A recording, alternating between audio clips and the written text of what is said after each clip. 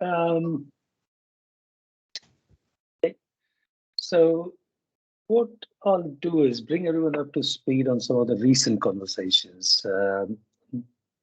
You may or may not have been on recent conversations. So last week, particularly, or last time particularly, I asked the question, which is, are these forums, have we entered business as usual mode, and therefore is this forum still relevant? And there was a serious pushback to the idea of dropping them or reducing the frequency. So what we've agreed is we'll keep these running, but we'll make them a little uh, unstructured by design. And it will still have a bit of a structure. We will still moderate it. We'll do all those good things. But the goal here would be to use updates, use this as a forum to provide updates, and updates at two different layers. One is at a platform level. What are we doing on Small Outside? What's the next interesting thing that is happening?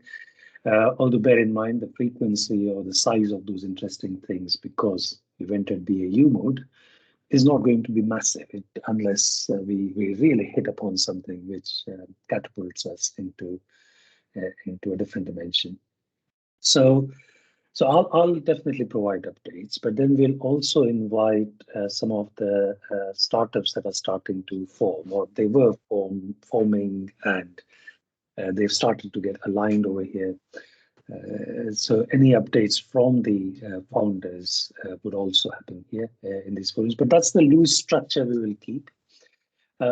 We may or may not use visual aids, although, and the reason for that is the prep time and the management time around all that was substantial. So we're trying to make it light on everyone. So it will be very conversational going forward. Although, having said that, today I am going to use a visual aid because I think it's easier to communicate. So I'll start with updates from me, and then Link, and I think you're the only entrepreneurs, and maybe James, if you want to provide a bit of an overview or background to what you're doing, then you're welcome to. No pressure. You don't have to contribute to these sessions, but if you want to, Link, certainly bring us up to speed on where you are. So I'll share my screen. So there is some good work that has happened in the last few days. As in, one of the things I said I would focus more actively on is,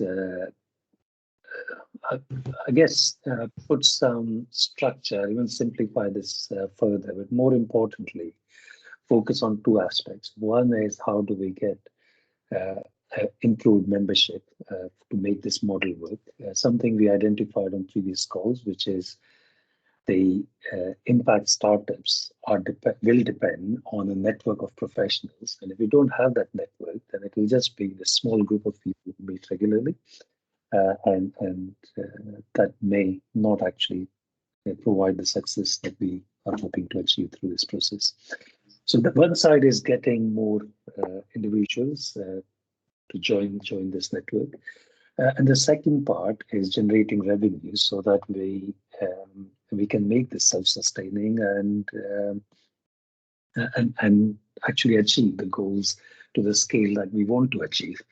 Now, some of you will recall in the very first kickoff, we talked about the left side and the right side. And I think I wasn't using this slide. Some of you may have seen the picture that's behind this, the brainstorm that we had done. But in the previous model, there was a left side, which was focusing on the future of work, and the right side, which was future of impact. And the way the future of work is going is people are becoming more conscious. They want, and just at the start of this call in the breakout, we were talking about how people are looking for purpose and give backs. And what we were trying to do here through this model is bring those two together, but also use that as a model to generate revenue and then use that for delivering impact and achieve self-sustenance. Now, we went through lots of iterations of these conversations, and by the end of last year, we said, let's just focus on future of impact. And we simplified the whole model down to the J, the K and the D model, as we call it these days. But in the process, we focused just on this part, which was the startup side, and a little bit on the network. Let me just put it into not disturb. So the concern I was starting to build up, I guess, was yes, we are doing the right things with getting ideas off the ground, but if we don't build the rest of the ecosystem, then things will just not work. So most of the conversations in the recent weeks have been with the likes of Link, who's on the call, with Nick, with Baz, really asking the question, is this model working? Just focusing on the startups, will it work? So we revisited this picture and we said, let's identify areas that would still seem relevant. We don't need to exercise the whole model. There's lots of information there. And it's going to be impossible to try and achieve all of it. So what is it that's still relevant? And we identified areas, and I won't zoom in into these, but we said, let's identify areas that are still relevant. So anything that's red is still relevant. As you can see, everything else has been removed or put on the back burner. And then there were some purples, which were not main ideas, but some of them have become main ideas. And I'll show you a highly simplified model. And now, with the left side and the right side concept, as Nick put it, it may be better to look at it as a recentering exercise, because ultimately we are talking about a network of people. So do we recenter this model? And that's what we've done. So we've redrawn the model. We've not taken the essence out of it. But that's what it has become, much more simpler, much more clearer. And what this is trying to do is answer the very basic question. If this network is to come together, what is in it for those individuals? And some of the answers have all come from the original model. One of them is circles, the different networks that we can all belong to, and use that for networking, for mentoring, career support, and do what we will out of it to achieve our personal goals. That's one reason for a small outside to exist, to provide people with networks which are a lot more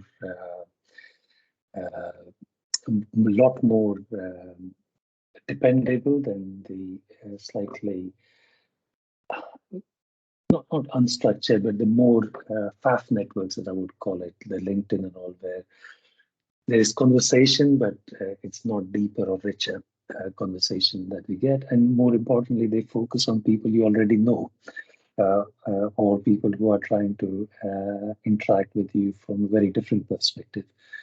The circles obviously is focused on creating networks where you meet new like-minded people.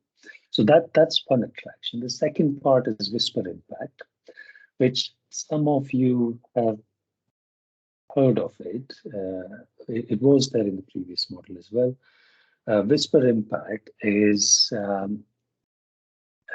basically an approach to expose or bring about the 70% jobs that never get advertised, and they all are spread through word of mouth, and that's how it typically tends to work, and various reasons for that. But Whisper Impact taps into that 70%, creating an opportunity for people to share opportunities with each other. It's jobs rethought, if you like. The idea here is to tap into those hidden opportunities, but also create an exposure for the businesses who may be interested in us, and more importantly, people who are interested in networking with each other for their career and job opportunities.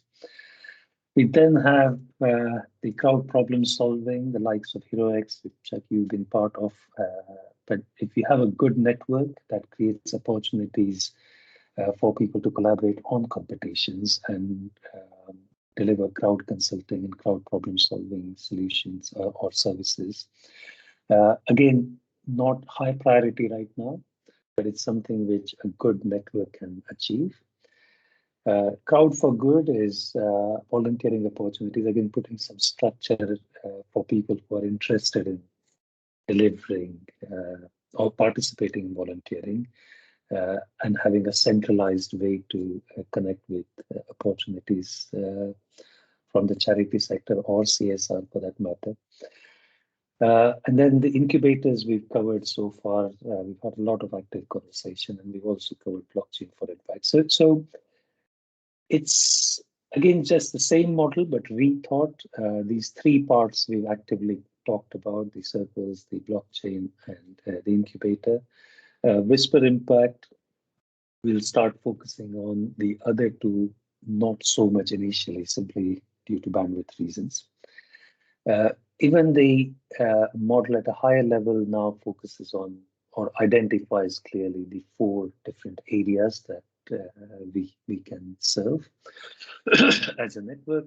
One is the businesses, but again, what do we do for the businesses changes. Our network can become a source of a candidate pool for the businesses. And again, a frictionless candidate pool. And what I mean by that is, at least when we begin, if we make ourselves available, if we make the network available to businesses to tap into without charge whatsoever, it starts creating opportunities for people in the network. That's how we can expose those whispers into the network so people become aware of those opportunities. Longer term, as a revenue generation approach to keep this whole idea going, we could look at value-added services that provide deeper services to businesses, but at this stage, we won't be doing that. Crowd consulting maps to the crowd problem solving, but it's a service that we can build in future. Again, not something we'll do.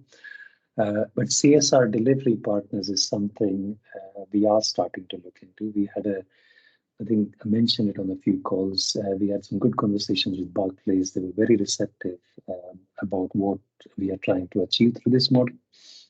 I reached out to one particular lady from the Barclays team who seemed to be pretty well aligned to see if we can start with them and build a service which enables businesses, corporates to deliver their CSR objectives, but also provides opportunities to us to provide our services in delivering impact through the corporate route. So that's something which we will focus on. This one will make it available through the Whisper Impact.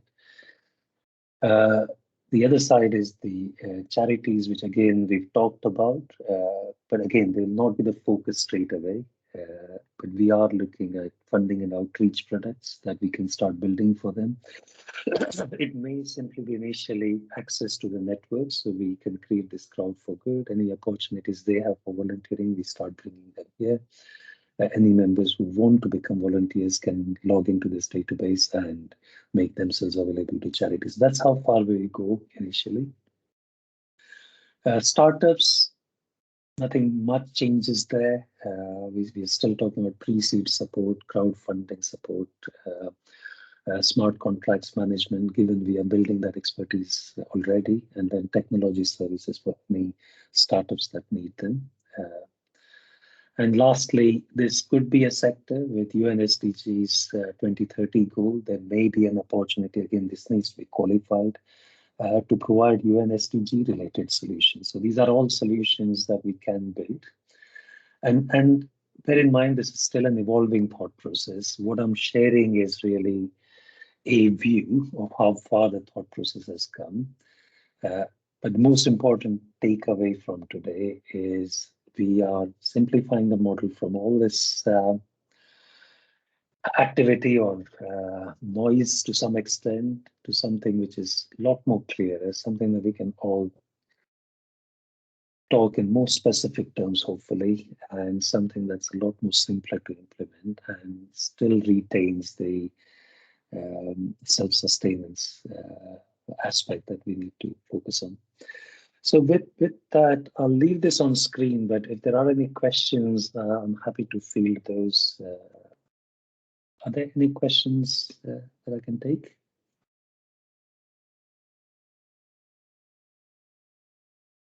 Dash.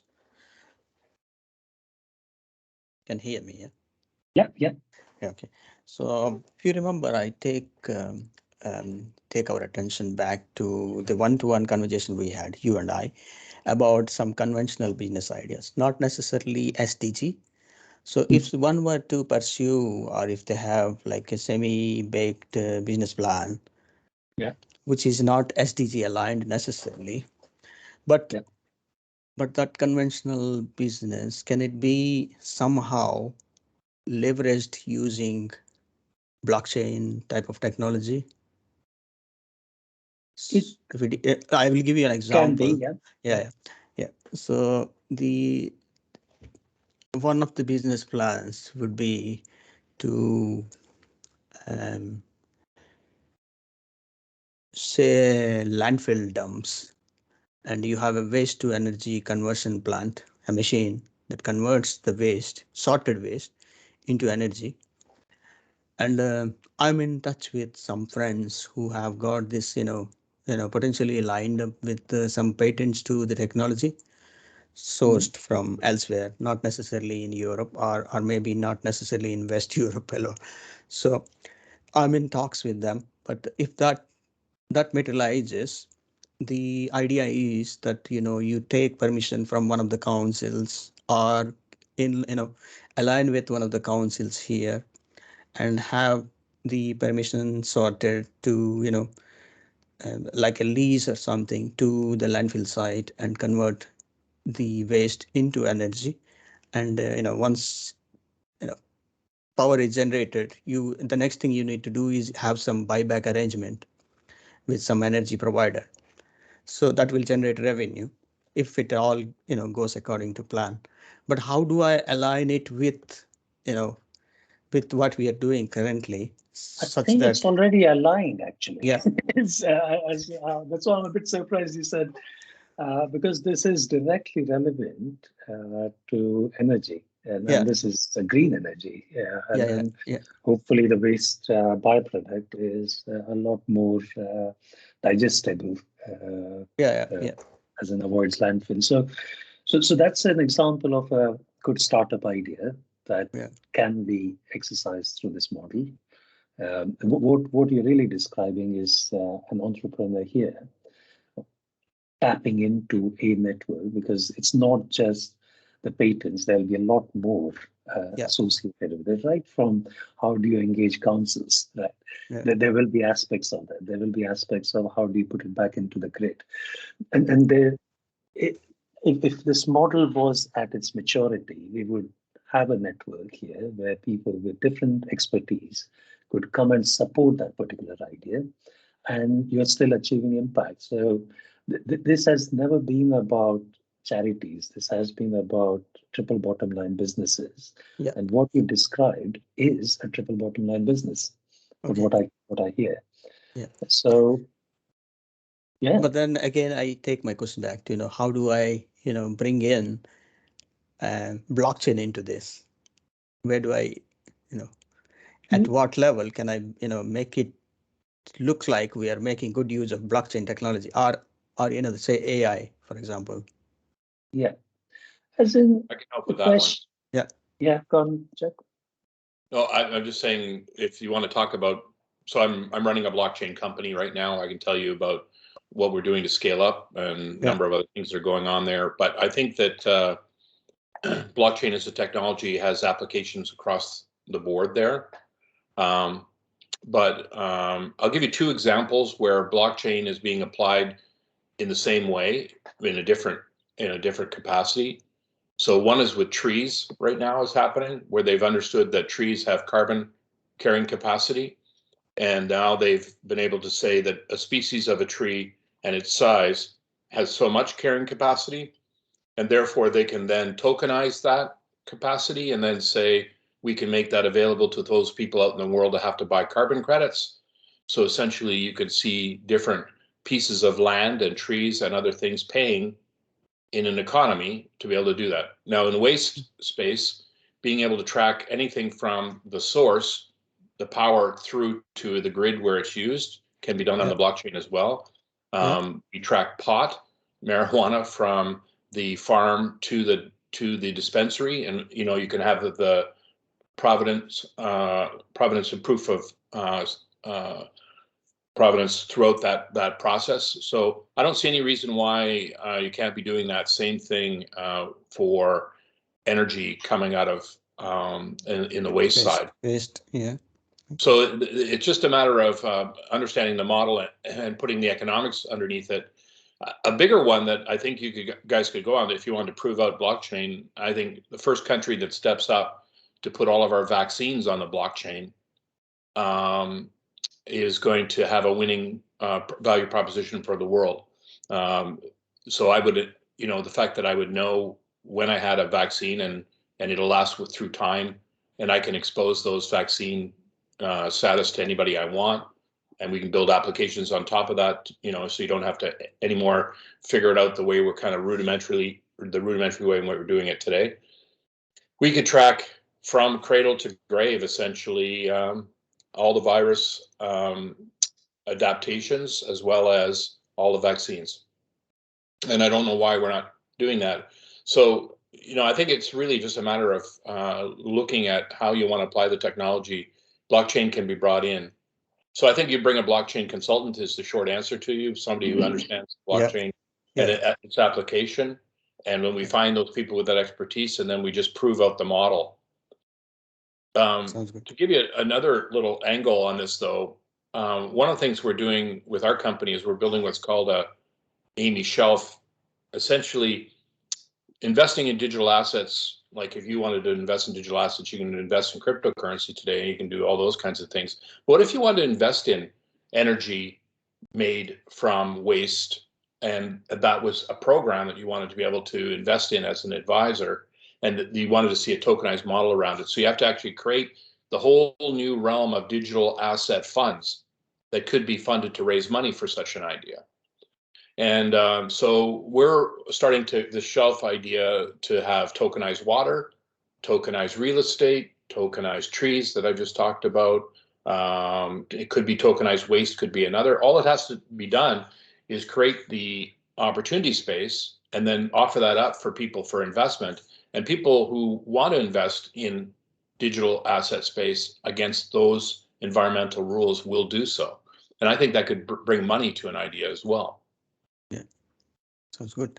Quite encouraging. Thanks for that, Chuck. No problem. Yeah. So the answers are, within our group here are, Dash can tell you, we've got a pretty diverse group, a lot of people, we can find a lot of answers for people. Yeah, sounds good. Yeah, and what maybe we're doing, is this something, Balaji, that you want to pursue? As in, last time we said, let's even bring half-baked ideas to this forum. And use it as a mechanism to actually shape them further. Of course, don't bring it so premature that it doesn't make sense. But if you say, look, this is what it is, and maybe do the pitch, let's use one of the sessions as Dragon Circle to evolve your idea further if you're planning to commit to it. Yeah, sure. Yeah. Sounds good to me. Yeah. But still early stages, but even with what we have got, we can still, take it as a pitch and then see what ideas, come about. Yeah. Quite encouraging. Yeah, I think we should do that anyways. As in, if we even start, or if we continue on those conversations, those are easy ones to have at our level. Yeah. But the way I understand how networks work is if people see that there is actually some meaningful conversation there, we will end up attracting the like-minded people automatically. And that's the value of the startup conversations. They almost start driving the network, and then the network then supports the startups back. And that's what I think we should start seeing over time. Let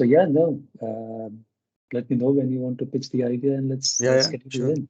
Yeah, I saw a crowd challenge from the UK the other day to look at wastewater and understand the distribution of disease and treatment from wastewater, and they want to create a challenge around that. I haven't seen one for energy yet, but there's some crowd challenges that are already out there that seems like we could dive right into and provide a solution for with this crowd. Yeah, absolutely. I think that check the main problem, as in you've been part of Hero X, and you obviously understand crowd challenges far better than we do, as in we've seen it from the outside. For those of you who don't understand crowd challenges at a very high level, organizations like NASA and many others, they actually put a challenge to businesses like Hero X, or to platforms like Hero X, who advertise those challenges, and then people gather, and people from different industries. They wouldn't necessarily be from the space industry if NASA was putting a challenge, but from a completely different industry would come and pitch an idea which solves a problem. So that's what is happening more actively, certainly in US and Canada. We don't see a lot of it in UK, certainly, Jack. So it will be interesting to know which particular platform you saw that on. But I think it creates opportunities. In fact, if I maybe use which is a good one to use, let me just use mine. It's full of. But if you look at Hero X, so if you look at a challenge, and just to bring this to life for you guys, like if you look at this NASA What's on the Moon challenge. Now, this challenge is made of course, it's got all the background, what this challenge is all about, and then you go and solve the challenge. If you look at it here, there is a prize money here, which could be very interesting if I switch back to the network, which I was saying. And if we have a strong network here, a few of us could say, let's go and pitch for this particular challenge and see if we can solve it. And that could be an interesting exercise just by itself. Forget the money, but the fact that it gives us something to focus on, network around, and build those strong relationships between us, which may not solve the challenge, but they could become useful somewhere else in our lives. So there is a value in those challenges, and there are some really interesting ones. As in, I was wondering whether we just focus on impact-related challenges such as the Autism Employment Connector Challenge, for example. Now, we could become a platform which specializes only in impact-related challenges, and that's an option that we have and a decision we can make over time. But that's what these challenges mean, and but I think it still comes back to this particular network. If the network's just these 30 odd of us who jump on these calls every other week, that's not the numbers that will make this successful. So my focus is certainly on finding ways and means to attract this network and build this network. But also initially, of course, answer what's in it for me to attract them in the first place. So that's what that list of things, or that's the background I wanted to share today. Are there any other questions? I want to make sure I give Link an opportunity as well to provide his updates. Is there a place where I should drop challenges I see? You want me to do that in the Slack space, or? Yeah. If you do it in Slack, if you keep it in Circle One space, maybe that would be a good place for people who don't have a background to it. Maybe longer term, we need to see how we actually mobilize ourselves. So something I'll look into actually, as in we don't have to have our own challenges platform, but we could build a mechanism to swarm around challenges that we become aware of. So there may be an opportunity there to do it. But yeah, for now, Chuck, if you want to just in the Slack channel, that'll be great. Okay. Thank you. Okay. I'll stop sharing my screen then. Sounds like there are no other questions coming up. Looks like again, Sandeep and Andy. Good to have you here, guys. Link, do you want to give any updates? You don't have to. I don't want to put you on point, but do you want to cover anything? Well, you said it about a half an hour ago, so I've had some time to prepare. Okay, go on then. I threw some links in the chats there that the flagship pioneering, those guys are like I don't know if you've heard of them before, but Kareem Lakhani, he's the director of the Harvard Business Analytics program, and there's a bunch of them that are on this flagship pioneering that are all in biomedical, and they talk about having an arm of blockchain and funding pharmaceuticals and medical services and things with blockchain. So that might be something to look into if you're interested in that, Chuck. And then the crypto pitch session. Don't know if you all have that in your email that comes to you. It's Alex. I think his name's Tob. He sends all kinds of stuff related to the future of work. But that upstream, it's actually their crypto pitch session. So people that have ideas of impact that are blockchain driven pitch their ideas before investors. So that might be something to look into, that we might want to bring some folks to the table, see how others are doing it in that kind of pitch and investment space. And then the Shoshone Works, that's Diane Finkhausen. And I think that name might sound familiar. She worked for GE, and she works with that NASA for the Hero X. She is their kind of consultant, and that's their basically her entire business is creating ecosystems that are self-sustaining communities of basically work and upskilling and ideas and crowdfunding kind of stuff. So it might be behoove us to either bring some of those folks to the table or at least tap into those. But I've been keeping a pretty broad spreadsheet, and I add at least 5 a day of like links and resources and incubator startup tools, and I have them all kind of categorized out and been building the spreadsheet for 6 months, but now it's just a constant staple on my desktop. So that's what I hope to bring to this is, that not only my own kind of incubator idea, because I have my business that I'm doing and whatnot, but the overall goal for me is to be able to and implement this kind of global resources for rural folks that haven't been attached to technology, do not have the basic skills to make this type of work and this future of work and blockchain and all of it part of their everyday lives, so that they can also receive benefit. So by building a basically blockchain resource center online that has these available resources and tools. And so that's a long-term goal. That's my dream and my vision. But the minute by minute, as far as an update, is I figured out how to do some aspects of the business and to create basically a venture arm underneath my business name. So instead of my business itself being the venture, that the arm of the actual service, it becomes the venture. And I've turned some heads in the last couple of weeks that say this is the way to go, to basically create a system tool that evaluates for basically synthesis, so to speak, of that there's balance and objectivity in policies governing global DEI, inclusion, and so that there's fair practices coming from the ESG level on the future global of work. And there's nobody doing that evaluation. And so I'm building out that business plan to actually do venture capital for just that arm.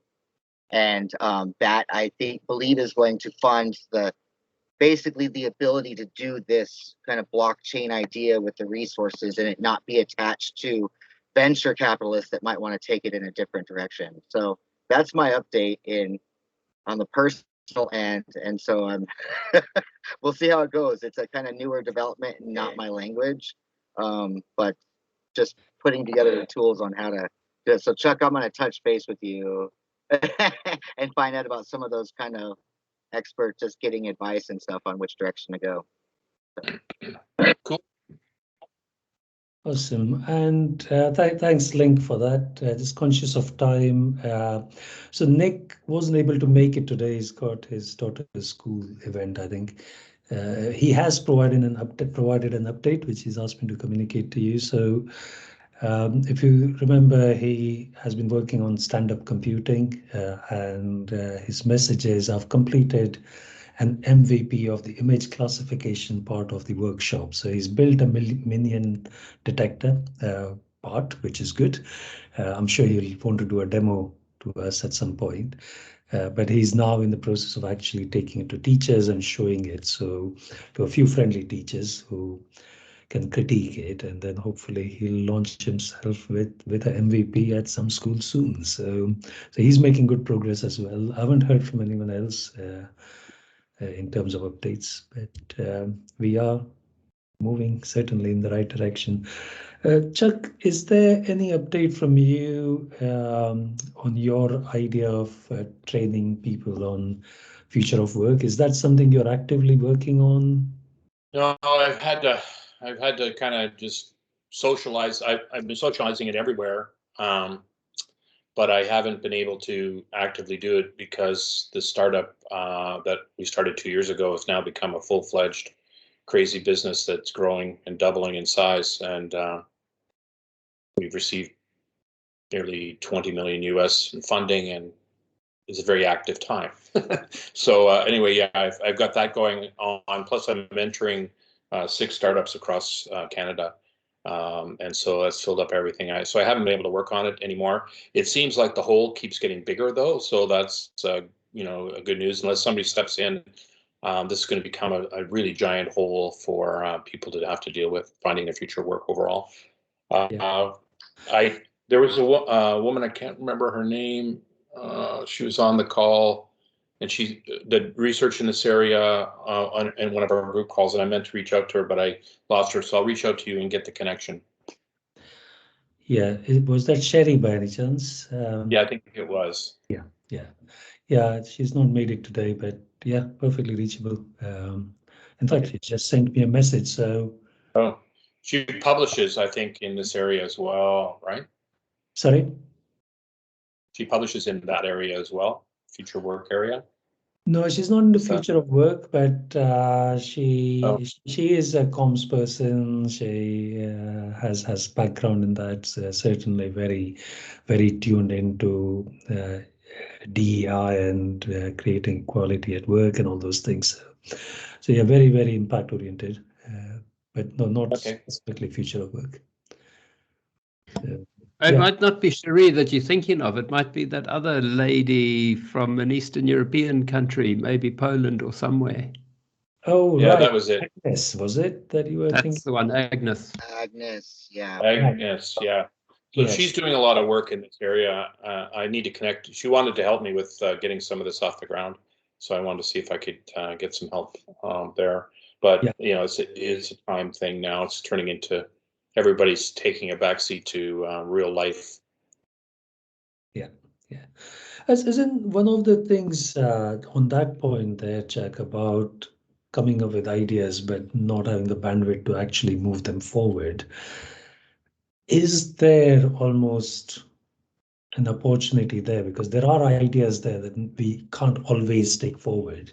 But if somebody was in the network willing to take something like that forward, then Yeah. we probably may be able to mentor them or something like that. Do we need to start looking at almost a database of such ideas? Look, I've got this idea, I've thought it to this level, I can't move it forward, but I'll participate on it, and maybe there is a bit of a share that I keep and all that. So Yeah, I'll be a guide. Just keywords. We could do that with it. Simple with it. Keywords that person's name, their idea, and a couple of the key ingredients, and put that in per week or whatnot. But yes, definitely, because then you could put that in an algorithm in a couple of years and see your general impact in the various areas, and then be able to draw and attract those folks that are doing similar, or if you want to target market later on the incubator part. So I'm a big proponent of keeping and tracking. Yeah, I'm thinking of something much simpler at the moment, which is we've got individuals who are wanting to incubate their ideas. There are individuals who have ideas but don't have the bandwidth to incubate, but somebody else may be interested and aligned. And again, this is about building that energy within the network and getting people to collaborate on good ideas. So I'll think on how we achieve it, and it may be that it's a database of ideas and with a go-to person that people can swarm around and bring ideas to reality. It's almost like, the old bulletin board idea where you stick your name and your number up in an idea or something, and you pull a tab there for call this person if you're interested. And we don't have that kind of equivalent. Yeah. It would be like the message board. Yeah. No, very much so. And it's shocking how many ideas die every day. As in, there's so many brilliant ideas come up, but they die because people don't have time or they don't have the right network, and that's what we're trying to solve through that approach anyway. So I have a But most thought on this people who too. have that idea have to take them on. If you get lots of ideas, but you're also fully employed and doing 1,000 other things, that's hard to do anyway. But most Yeah. people who want an idea to go forward have to become the primary champion and have to dedicate the time to making it go. That's just the way it works. Yeah. I have a thought on this, and then I have to jump here in 2 minutes too. But if the idea of pitching, no matter what it is, whether it be for an incubator, a startup business, whatever the case may be, is always nerve-wracking, and even more nerve-wracking now that we're in front of each other, face to face. So I think about the theme behind attraction and using kind of a model of an open mic. Imagine it like an open mic where people are pitching ideas, but when you're singing a song on open mic, you're taking your selection of 1 or 2 songs. You're not singing your whole set. And promoting it in a way that is that way to attract those that want to share their ideas, that may have an idea and not know they have an idea. Yeah. And I think Just it that. goes back to the unstructured pitches which Balaji was suggesting last time. So conscious, we are now at the top of the hour. Is there anything from anyone before we conclude today's call? Just thank you for continuing to push it, Dash. It's an important project, and I get a lot out of attending, and I wish I could be even more regular, but just thanks for doing all the hard work. Thank you. Thanks for coming along. That's very valuable. +1. Okay. Cheers, everyone. Have a lovely fortnight, and I'll speak to you in a couple of weeks. Thank you all. Bye-bye. Have a nice one. Everyone. See you later.